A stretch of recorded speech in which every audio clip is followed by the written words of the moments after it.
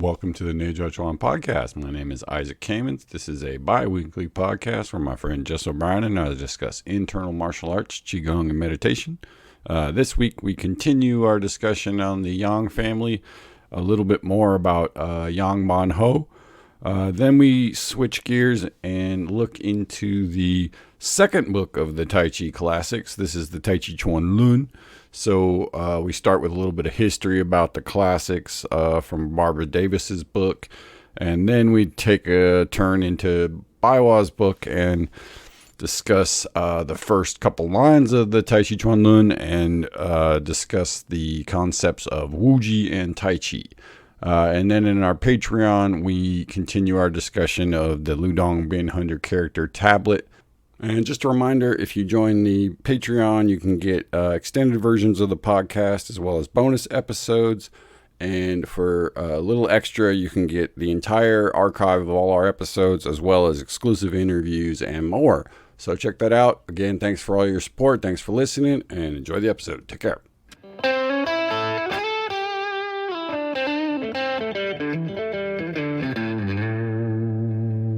In today's episode, we're going to return to our discussion of the Yang family, the creators of Taiji Chuan.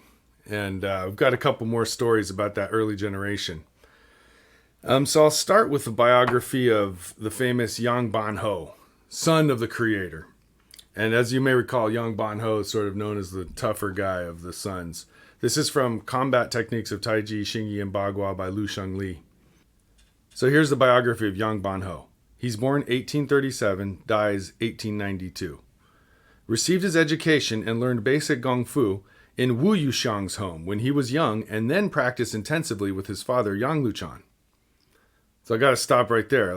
Wu Yuxiang is Yang Luchan's top student, or some might say is his co-founder of Tai Chi. Right, that's yeah, he's also the founder of the, quote unquote Wu Hao style, right? So he's the Wu in the Wu Hao style. Right.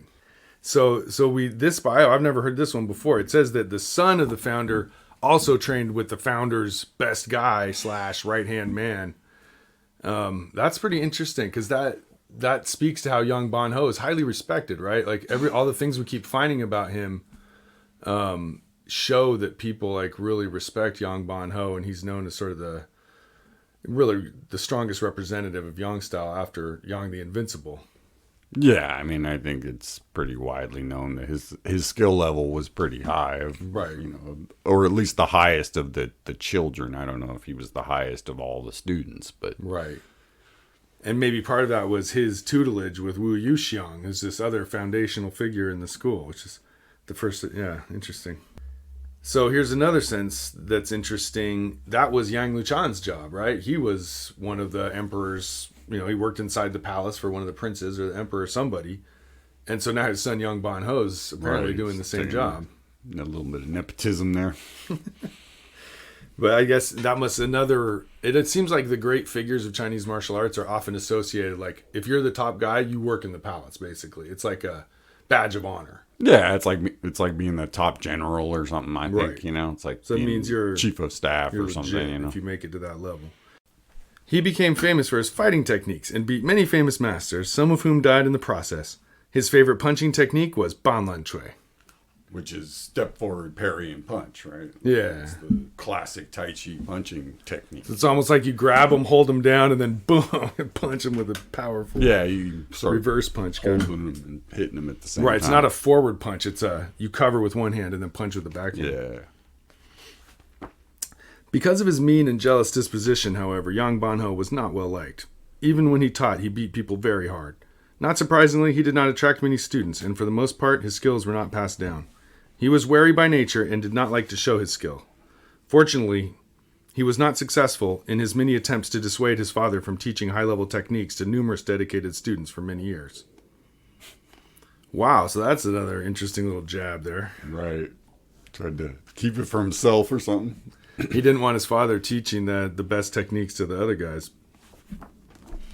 So it sounds like he was pretty close with his father, too, and yeah, I don't was kind of the gatekeeper a little bit, is what it sounds like. I don't think his father was that, I think they're probably he was probably 20, 25 when he was, he was pretty young. So Yeah. Yeah, true. They're not that far apart in age. And it's interesting that all this is taking place before the Boxer Rebellion. Like, Yang Ban Ho is dead before the Boxer Rebellion even happened. So, like, Sure, yeah. this is that golden age of Chinese martial arts, continuing. Well, before firearms, right? I mean, it's totally, basically still the Wild West type of vibe. All right, so now we've got a couple stories from Taiji Chuan for Health and Self-Defense by T.T. Liang. So here's a story about Yang Ban Ho. A long time ago on a summer day, when Tai Chi Master Yang Ban Ho, the second son of the great Master Yang Luchan, was cooling himself in the grain storehouse, a stranger suddenly appeared, asking the way to the residence of Yang Ban Ho. The master answered, "I am Yang Ban Ho." The stranger immediately stretched out 3 fingers and pounced upon the master. The master withdrew his body slightly, and seeing a hut in the yard which was about 8 feet high, beckoned to him, saying, "Friend, please go up," and immediately knocked him up to the roof of the hut. Then he said, "Please hurry back home and find a doctor." The man escaped in great distress. A farmer who was on the spot asked the master, "How could you knock him up to the roof of the hut?" The master replied, "It is said in the Taiji Classics, when one looks upward, it seems to become higher and higher." So that's the story of didn't really answer the question, though, but... So, like, I guess he's demonstrating that Tai Chi pushing technique that's so famous. Launched him up on the roof. So the uprooting. And the guy used 3 fingers. Is sort of like maybe like praying mantis or some kind of claw or something. Or eagle claw type, I tried to grip him. So the next story. A senior student who had studied for Master Yang for quite some time asked him to show a technique which was really good for practical use. That's interesting. So here's a student saying, "What does any of this actually work? Show me a practical technique." That's a mistake. Right? That's your famous last words. Does any of this actually work? The master said, "All right, now I'll throw you out in the shape of a silver ingot." So a large ingot weighing about 53 ounces as first cast under the Yuan dynasty. So it must be the type of well-known, riches. The senior student laughed and said, "Please try and prove it." As soon as they began the match, the senior student was immediately knocked down on the ground with his head and 2 feet facing the sky and his thighs touching the ground, exactly like the form of a silver ingot. Split him in half. So the student's thighs were badly injured, and it took him several months to recover after being treated by an herb doctor. So the senior often told the other students, "When one looks downward, it seems to come deeper and deeper," describing a terribly fearful technique. So yeah, what's that shape? So his thighs hit the ground, but his feet and head were up. So it's like a U-shaped. Yeah, I guess. Yeah, I mean, just kind of like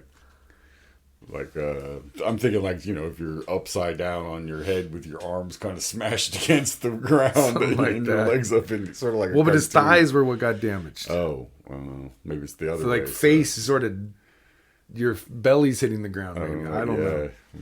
Does not sound good. Google what silver ingot from the 1800s looks like.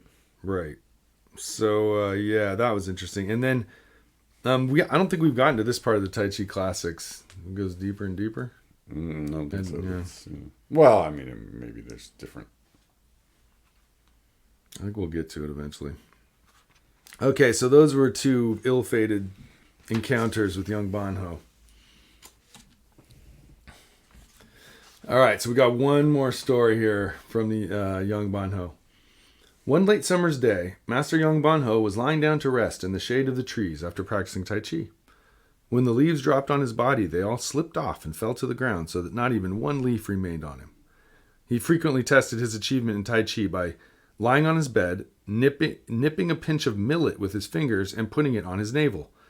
With one exhalation, all the millet grains were shot out into the ceiling of the house like bullets shot from a gun. It is indeed very difficult to acquire a technique like that. One must exert oneself earnestly to reach it. So he's launching pellets off his belly? Yeah. While he's laying down? Right. And it's just boom, like a shotgun blast hits the ceiling. Well, that's wasn't there a story about I think it was his younger brother that when he was older, they would hear a shaking sound coming from his bedroom at night. Like, maybe.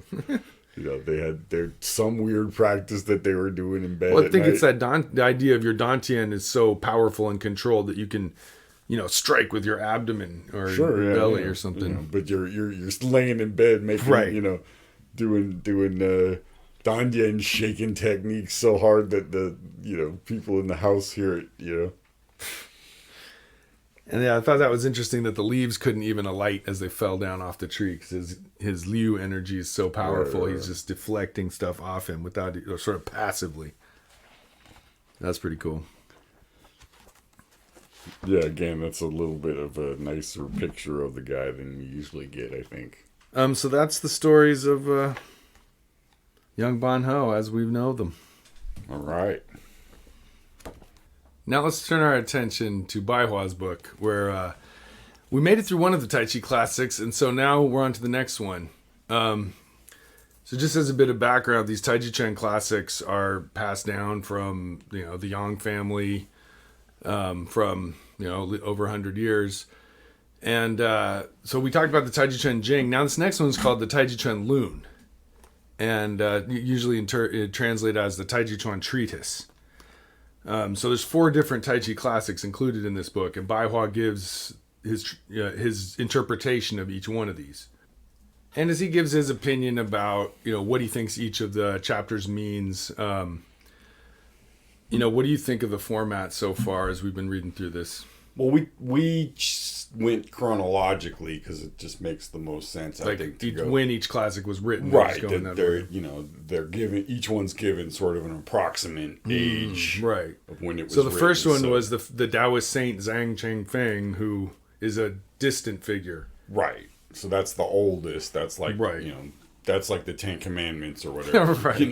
Those are the stone tablets, right? And then you get into like this next one is more. It's the disciple. It's the next generation. So it's not totally mythical. Right. But this is coming out of the mist, but it's still pretty mysterious. Pretty mysterious. Whereas the latest ones, at the end, tend to be clearly attributed to historical figures. Pretty clearly. Right. So then the last 2 are like attributed to someone you can actually see, portraits of. Right. And so it's an intricate story, but one of the bottom line things is there's this salt shop where Yang Luchan's students, Wu Yushang, his brother, actually, they find, they purchase these manuscripts randomly that turn out to be like brilliant breakdowns of how Tai Chi works. And this one called, that we're turning to now, the Taiji Chuan Treatise, is attributed to Wang Zongyue, and that's one of these scripts that they found in the salt shop. Right, and like the skeptic in me thinks that when you say you found a manuscript, it means you wrote something. You might have written it. But it's like Joseph Smith or whatever with the the Mormon. Right. It's like the same kind of thing. So here we go. The Taiji Chuan Treatise. So I'd like to speak to it real briefly from the Taiji Chuan Classics, a book by Barbara Davis, where she gives a really amazing history of the different pieces that are available in the different versions of the classics. Book from 2004. So she talks a little bit about this Taiji Chuan treatise. So I thought it'd be interesting to see what she has to say. She says, the treatise of Taiji Chuan opens with a grand sweeping view of the universe and its workings. From there, the author turns to the earthly and human realms, with a blend of philosophy and boxing. As is common in this kind of essay, the author moves from the macrocosmic view to the intimate, using classical references liberally to support his ideas.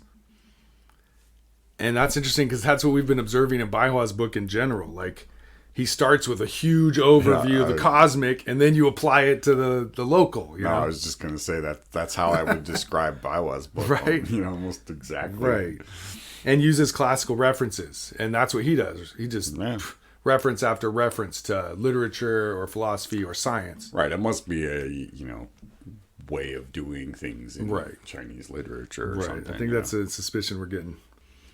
So Barbara Davis speaks a little bit on Wang Zongyue, who's the author of this text.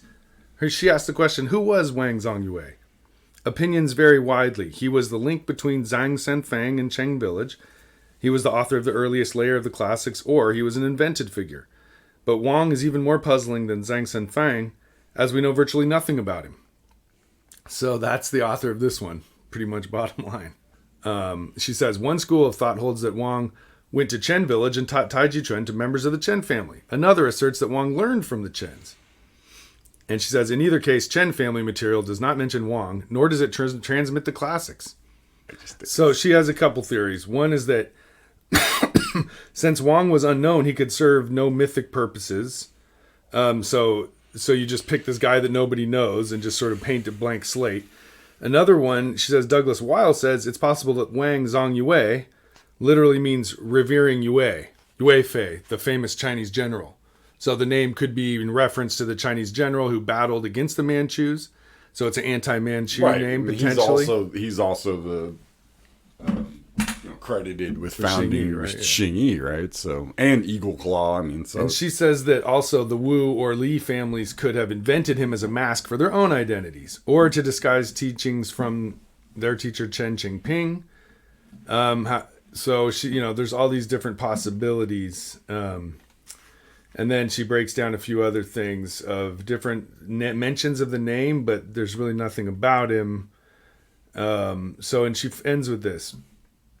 Wang Zongyue remains a mystery to us. The highest praise for him was that of Chen Wei-ming, who, obviously accepting Wang's historicity, thought Wang might have been the person responsible for connecting the single movements of Taiji Chuan into a flowing continuous form. Chen said his work was extraordinary, for had he not connected them into one qi, the transmission would probably have been lost. So Wang Zongyue is the one who made the long form out of the series of movements that became Chen family Tai Chi and Yang family Tai Chi. He innovated that crazy idea of making a super long, slow form, Yeah, it makes sense. It's sort of like, somebody had to do it, right? Why not this guy? Right. Well, and again, I think that's where, whether it was this one dude or any of the theories that she gave, it's kind of like, he serves a purpose, right? The purpose is to make the link between, what they did in the Chen village and, this is where this supposedly flowed into the Chen village to then flow into the Yang. Or they taught him, either someone or the other. Right, but that's, sort of. You never know. Love murky history, but. Now let's take a look at Bai Hua's book, Uncovering the Secrets of Internal Power in Tai Chi, for the next section on the Taiji Classics. So this is the Taiji Chuan Treatise, it's called. And let's just start at the beginning. So here we go. First sentence says, Tai Chi is born from Wu Chi. It is the mother of yin and yang. And so Bai Hua goes on to explain that. Tai Chi here generally refers to all tangible objects. Wu Ji here generally refers to the basic elements of matter. So there is the so-called Wu Ji produces Taiji. In other words, all tangible objects are composed of the relatively intangible basic elements of matter. So he's returning to that physics sense of like the emptiness inside particles, basically. Yeah, it's energy and mass, essentially, right? Right. So back to the Einstein equation again. Yeah, he's still just mapping out the nature of the universe. So this is a whole new treatise. It's a whole new classic. So we got to start all the way from the beginning again. The very first principle of all. Right. Tangible objects are composed of intangible elements. It's that idea of going from sort of the biggest, most, sort of all-encompassing universe of everything down to, okay, now this is how you move the most specific part of your little tiny, part of your body. And right. So again, you've got to start from the hugest possible statement. Now you boil it down. Okay, so everything that exists is composed of intangible elements. Okay, so we got that down. So then he goes on to say, okay, now the next part he says, yin and yang are relative concepts. For example, heaven is yang and earth is yin. More is yang, less is yin. Movement is yang, stillness is yin. Being is yang, nothingness is yin. Positive is yang, negative is yin. Light is yang, heavy weight is yin. Upper is yang, lower is yin. Outside is yang, and inside is yin. Growth is yang, and decay is yin, and so on. Right. So, there's again, it's just going from like, heaven and earth down to like, inside and outside growth. And it's everything, right? Right. Now there's a dualism. From oneness comes this sort of, now there's a split of some kind. But it's also that, like, I just think of like a lens, going from like this giant, like wide angle to this super macro. So coming lens, out from the Milky Way, just like down. Into like, cellular level kind of and thing. it feels like we've talked all about this in the previous one, right? Well, like it's been the main theme of this whole book. Right. It's just woven into the exact same stuff.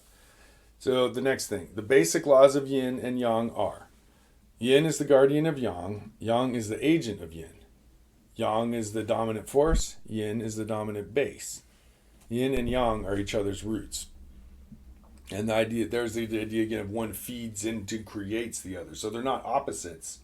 They flow into each other. So it's another layer to this. There's yin and yang, but they're actually interwoven within each other and produce each other. All right. I think I'm sticking with what he's saying here. Right. So he's kind of, doing that thing of like, all the opposites, which is the main theme of Tai Chi, right? You've got the opposites in this and the opposites of that.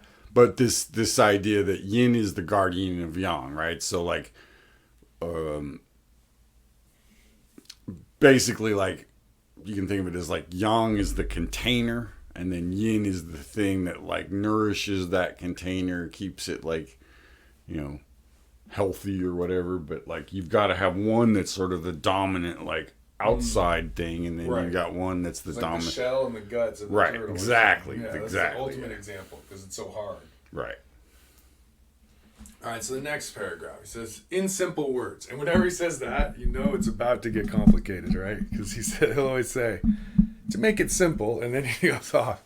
So, all right, in simple words, because there is yin as the foundation of yang's enrichment, so yang can expand outward, meaning yin is the guardian of yang. Therefore, the extent of yang's outward expansion depends on the degree of inner yin's enrichment, being that yang is the agent of yin. Right. So as the shell expands, it has to stay connected. It needs something to anchor it, right? Right. Otherwise, it might explode. Right. So the yin is kind of the like balancing agent to the expansion.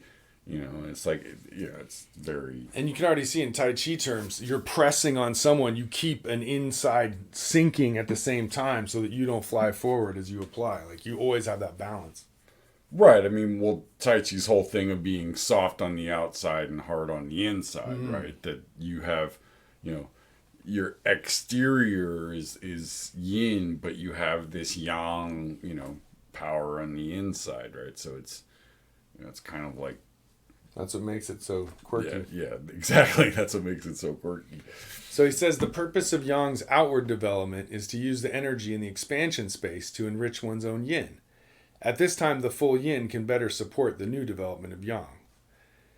So that's this growth idea of like they're just enriching and growing, one outwardly, one inwardly. Right. So the more, really the way I think what he's getting at is that the more you go in, the more you can go out. Right. If you just go out, something breaks. Right. So it's limited by how far how in you can go. Right. It limits how far you can go out. Because then you have more ability to go out because you still have something to connect to as you go out.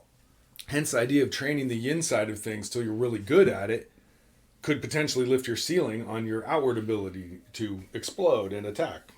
I think the basic idea, which, it holds up pretty well, is that if you can relax something, you can tense it pretty easily, right? That if you have the ability to control something to the point of being able to make it loose and relaxed and, move it any way you want it to, if you want to tense it up, it's not a big deal to just add a little, tension to the equation. So that's, I think, where the opposite isn't true, right? If you're super tense, you can't just relax yourself. Right, it doesn't go the other way very well. So there's a piece of, I think that's where, in all things, even things that are quote unquote hard, what you're trying to achieve at some point is a level of maybe not softness in your body, but softness in your mind or in your, some way of, being like not completely rigid, because, that is the kind of where, the human mind does its best work in that place of, And he speaks to that here. So the final piece here says, although development is a means and enrichment is the end, due to their inseparable causality, mutual benefit must be achieved. So it's almost like you can't help training both. You need both sides. Yeah, my favorite phrase about this is that the big supports the small refines the big, right? Or this idea that you the large things in your body give you the structure so that you can nourish those little guys and they're safe to do their thing. Yeah, and you can pulse those joints and you can open those gates and all this little stuff, right? And the more you do that little stuff, it like refines your ability to use your structure to a point that you're able to do the physical stuff on a more subtle level, right? So it's like this, and the way he says inseparable causality. Yeah, I was just two things just. I mean, it's that as he puts it, the yin yang fish thing, right? It's not it's not two static things. It's two fish swimming around, and that's such a key distinction. Right? Like you want to separate it into one and two halves, but they're the same thing. Yeah, so it's a ball rolling. So he wraps up by saying this: in fact, the space is infinite. Even the particles in the Wu Ji have infinite levels. So, like, wait, what does he mean by that exactly? So, is that idea that if you look deep enough with electron microscope, right? Yeah, there is space between everything at the bottom? That's no, you can go smaller and smaller and smaller, and there'll still be something, right? Right, and there's space between things the further down you go. Yeah. And that's as far as we'll get for today. All right. Hey, folks, just a reminder to check out the Patreon for the extended episodes. Also, we have Instagram, Facebook, all that. So if you want to see images to go along with the episodes, you can check out that. Again, thanks for listening. Take care of yourselves and be well.